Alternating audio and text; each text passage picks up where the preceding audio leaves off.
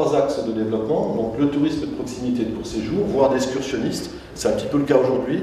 On a des Spinaliens, des Déodaciens.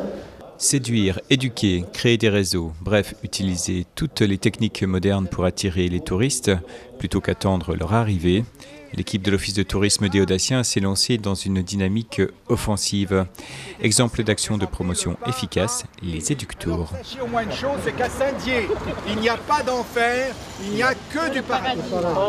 Alors ce matin, c'est un éductour. Donc un éductour, c'est une journée consacrée à des professionnels du tourisme, à des présidents d'associations. En fait, c'est tout un programme pour faire découvrir notre ville. Donc là, ce matin, c'est un partenariat avec Prêt à partir, donc l'autocariste d'Épinal. Alors je suis venue aujourd'hui accompagnée donc de responsables groupes, c'est-à-dire d'amicales et d'associations, là plus particulièrement. Alors venue découvrir aujourd'hui la ville de Saint-Dié. On ne va pas découvrir aujourd'hui des destinations lointaines, mais une destination proche. Les 2 chefs de cette église, à savoir le chef religieux, qui était le frère du duc de Lorraine, qui s'appelait Henri, qui était évêque de Toul, et qui était un des grands caïds de cette 2e croisade, en ce sens qu'il était très proche des rois de Jérusalem. Alors ce genre de visite, c'est une découverte de la ville pour après créer des produits. Donc un partenariat avec un autocariste, avec des associations qui par la suite nous mèneront à des produits court séjour ou alors du long séjour, des séjours groupes, des séjours clés en main du 2 jours 1 nuit. Et là justement, ça sera de la vente directement de séjours clés en main, package. Quels sont les publics qui pourraient être intéressés par des courts séjours ici à Saint-Dié-des-Vosges ? Alors pour ma part aujourd'hui, c'est plutôt un public de retraités venus visiter le patrimoine historique de la ville de Saint-Dié. Et l'idée, c'est qu'ensuite ils reviennent avec des membres de leur association, de leur club, pour passer des journées ici à Saint-Dié. Voilà, plutôt en journée avec l'ensemble de leurs conscrits, visiter la ville de Saint-Dié. Oui, c'est ça exactement. Et ça marche dans d'autres villes des Vosges déjà ? On le fait déjà dans d'autres villes des Vosges, oui, les Vosges et même l'Alsace. Donc pourquoi pas Saint-Dié, effectivement. Oui. Alors si ça réussissait, on fermait les yeux, et à ce moment-là, il se faisait payer très cher. Par contre, si ça ne réussissait pas, il avait intérêt à se carapater en vitesse. Parce que... Vous vous retrouvez entre personnes de la classe 59 pour faire des repas, des balades ? Des voyages, des réunions du bureau, puis des voyages, 1 ou 2 voyages par an. Par exemple, quand vous voyagez, vous partez où ? Là, dernièrement, on est parti en Angleterre, il n'y a pas si longtemps, enfin c'est plus vieux ça. Dernièrement, on est parti visiter, quoi donc ? La Bulgarie, etc. Enfin, on va... Et là, entre 2 grands voyages, vous organiseriez des journées à Saint-Dié-des-Vosges, comme ça ? Voilà, des petites sorties, des petites balades journalières.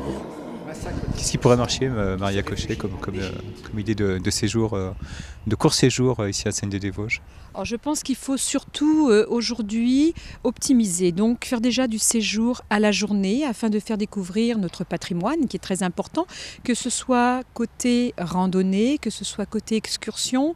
On peut assembler une journée en favorisant le matin tout ce qui est culturel, donc visite de la trilogie, donc notre cathédrale qui est magnifique, notre musée, la Tour de la Liberté avec ses bijoux de braque.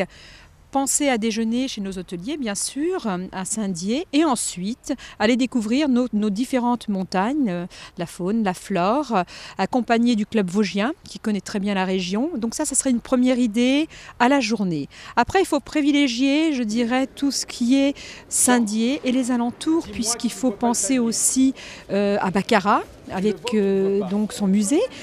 Ah, Aurore a dit qu'elle le voyait, au moins... Le plus jeune élément d'entre nous le voit. Alors est-ce que les anciens ayez un cœur de jeune et regardez le palmier au-dessus de ma tête ?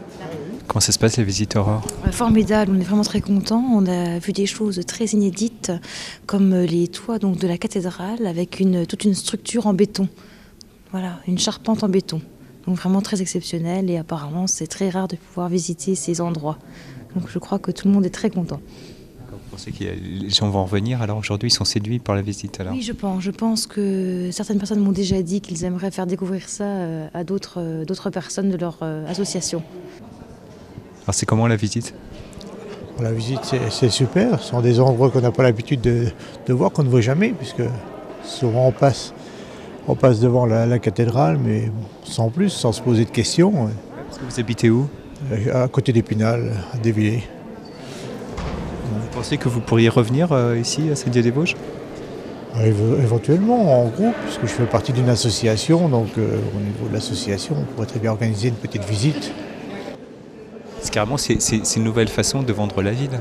Voilà, c'est tout nouveau, hein. C'est vraiment, on n'attend plus que les gens viennent chez nous, on va les chercher. C'est une toute autre vision des choses, hein. C'est le tourisme d'aujourd'hui, le touriste français, même étranger, maintenant passera toujours par Internet. Maintenant, nous allons créer le réseau touristique entre professionnels pour pouvoir, si vous voulez, nous échanger les différentes adresses, les différents filons, si on peut dire, du tourisme, hein, avec les différents touristes qui puissent venir après par la suite chez nous.